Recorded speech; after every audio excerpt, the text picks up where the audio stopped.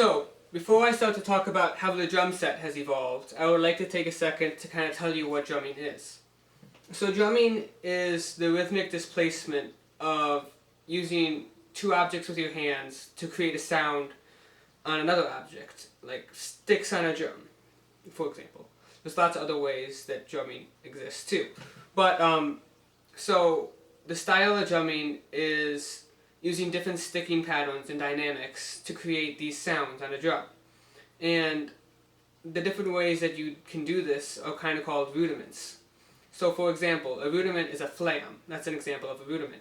And a flam is taking one stick and playing at a softer dynamic a little bit before your main stroke hits the drum. So like this. Another example is a paradiddle, which is sticked in a different way than you would usually stick. So it goes right, left, right, right, left, right, left, left. Opposed to like how you would usually stroke, just right, left, right, left. And you can use doubles. So you're playing two notes with one hand. And you can speed it up to create a double stroke roll. And etc. So those are rudiments. And in early drumming, you had these drummers playing in military bands on like snare drums and bass drums, and each drummer would have their own drum, and you would have a person playing on a sling drum on an angle like this, which led to the need to have a different grip from matched grip. So since the drum was on an angle like this, matched grip when you would play, you would hit more rim. So to account for this angle, they used traditional grip.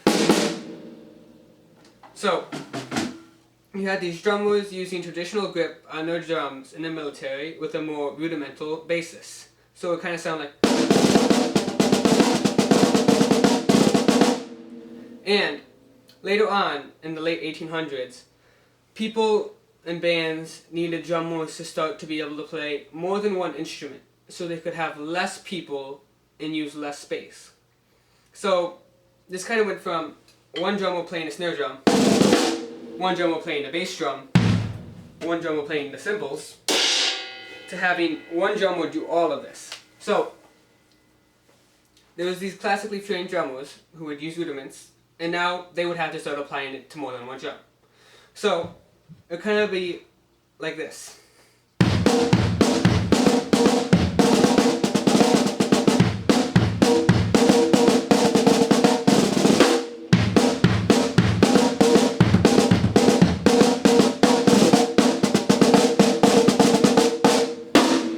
So that's kind of how the drum set started, was the need for more than one drum with one person. And it was really tedious to play your bass drum with your hand and your snare drum with your hand. So they developed pedals that you could press down with your feet and it would hit the bass drum. At the time they were very inefficient though, and they were very slow. Until the 1900s, when William F. Ludwig came up with the chain-driven pedal, which kind of looks like this. So what it is a platform with a chain hooked up to a beetle. So it's a lot more faster and more efficient than the earlier pedals had, which I don't have one here to show you, but they just sucked. So now a drummer could easily play with his feet, and they could play fast rhythms with their feet, and their hands were open. So that leads to kind of the early development of a modern drum set, which I have over here. So the early drum set went from over there having two drums kind of set up to a bass drum and a snare drum kind of set up like this.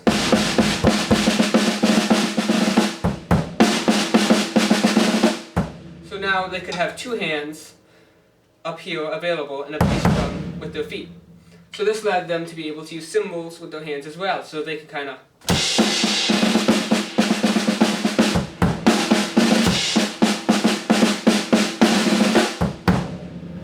And now drummers in these pits could do more things with their hands. So a lot of movie theaters had no sound, because sound in movies just didn't exist at the time. So they would have the drummers come in and play over these movies as they were live, and they were called pit drummers. So they would have an assortment of instruments all around them, and cymbals, and cowbells, and little trinkets that they would use to create sound effects during these movies. And this kind of led to them being able to do more stuff. So instead of now being limited to just snare drum, bass drum, and a cymbal, you had like these cowbells and other stuff. So you could kind of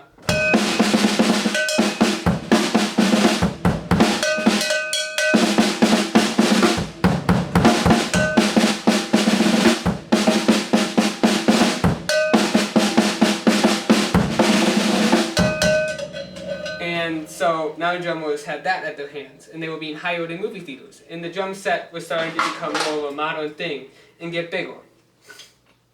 And ethnic groups and immigrants started to bring in their own little instruments. So like the Chinese cymbal became a big part, which I don't have one on my set, but opposed to like a crash cymbal, which sounds like this, it had more of a trashy effect to it, kind of like this cymbal. So that started to become part of a drum set. And ethnic toms would also become part of the drum set, which earlier ones were more of a shell with leather heads kind of stapled on them. And they sounded like this. But development to lead to what this is, I will explain in a little bit. So, one of the other big inventions at the time was they had these sock cymbals that they could use with their other foot that would kind of create a sock effect like this. And they had two cymbals kind of being pressed together. And this kind of led to the development of this, which is a hi-hat. And after the hi-hat was developed, it became probably one of the most important parts of a drum set. So now, jazz music started to pop up. This is like the 1920s and early 1930s. So now you had drummers had this new toy to play with. So it kind of led to the development of a sound like this.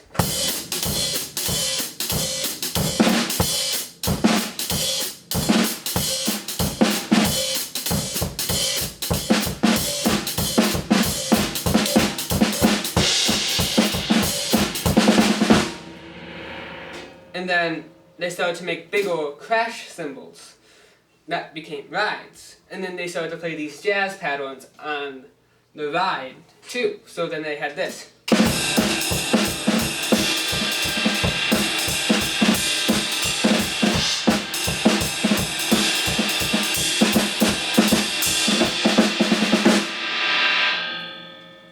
And then a drummer named Gene Krupa, who played with the Benny Goodman Band, liked these ethnic toms, and he wanted to have a tunable tom. So they came up with this blueprint of a tunable tom, which resembled this.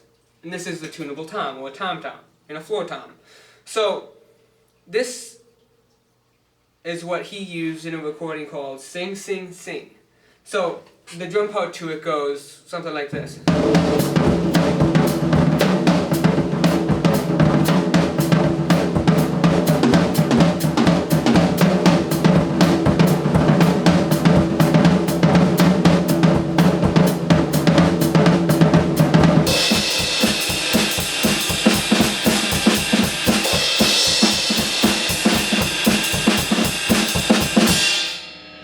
So you can see how he started to use these toms with combination of what it started to develop in jazz with this to create this modern jazz swing sound. And ever since this recording, every drummer needed their hands on some of these tom-toms. So as time continued to develop and music continued to develop, bebop started to pop up, which is pretty much just a faster jazz and a more upbeat, kind of more dance jazz. So instead of like your slower jazz where you're thinking,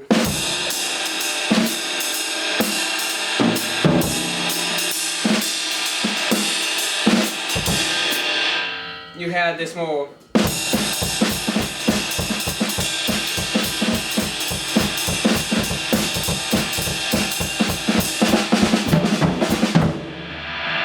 So there's this kind of bebop jazz drummer named Louis Bellson, who played for a long time with Duke Ellington. So this drummer was really inspired by Gene Krupa, and he became known by winning this Gene Krupa drum off. So he comes up to this drum company because he wins a bunch of sponsorships and stuff. And he has the idea of, instead of one bass drum, what if I have two? So this has like the effect of creating the force field double bass drum. So instead of being able, you can play faster, more complex rhythms with your feet. So how he would apply this, I will kind of demonstrate really quick in a solo that's kind of inspired by him. He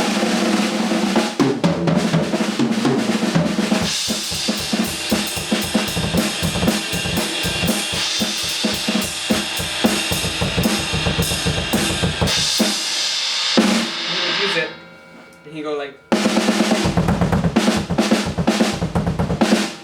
So now this kind of led to development of this double bass drum, which is used in a lot of genres today. And as time came on, a drummer named Ringo Starr, who played with the band The Beatles, kind of took this approach that everybody had been using, traditional grip, because this has been applied on the drum set for what seems like forever now. And he took it and he started to bring back matched grip in his kind of style with the Beatles.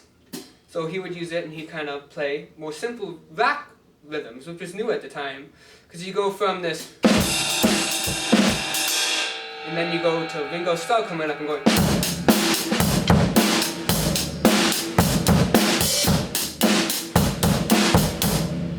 And that was really new, and it was really cool at the time. It was also a lot simpler and catchier than traditional jazz music. So you went from swing, which is more of a triplet bass thing,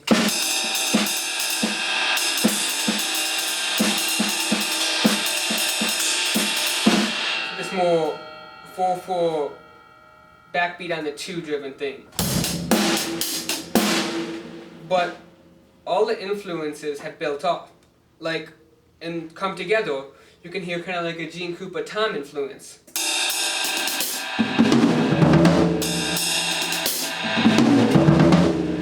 And you wouldn't have that cool groove if you didn't have Gene Krupa come up with this sing-sing and start to use the tom-toms. So drumming has started to build off of each other.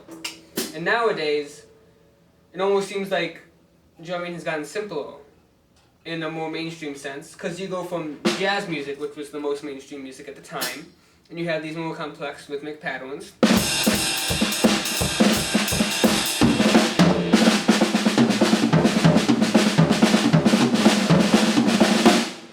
Then you go to the pop, classic rock music in like the 1970s, and you have like Aerosmith with Walk This Way.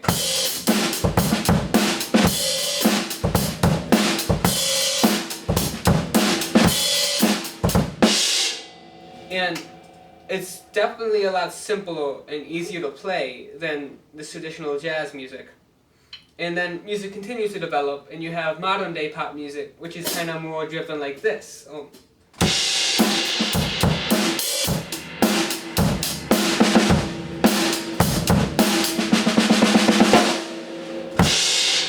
So it's even simple, which is not a bad thing, because it seems like it's gotten catchier and people can like it and play it easier and relate to it easier and understand it easier. But at the same time, drumming has gotten harder, and you can see the double bass has evolved and gotten a lot more complex with bands and metal bands today. And I'll play an excerpt kind of demonstrating double bass in a modern sense from a band called Avenged Sevenfold. So it goes.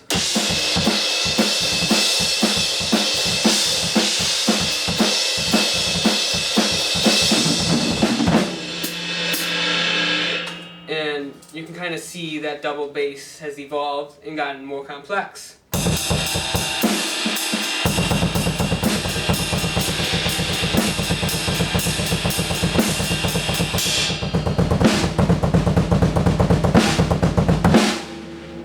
So, but overall, this is just me. This is the conclusion I've come to. drumming never really changed. It never really has. And that kind of seems like it goes against everything in this video. But like I said in the beginning, drumming is the rhythmic displacement of how you play an object with another object, and the stickings and the fundamental and the dynamics behind it. So, if you break something down, it all goes back to a rudiment. And let's say I play this really cool fill on a drum set. It sounds complex and crazy, but all it is that paradiddle. That's all that is. And it's a rudiment, and it's applying it into your surrounding and putting it on more than one instrument in a different way. So, has drumming really evolved? Or is how we apply it, what evolved? And this is what I think. I think that drumming itself has not evolved, but just the scenario that we put it in and how we apply it and what we have available to us and how we use drumming on it is what's evolved.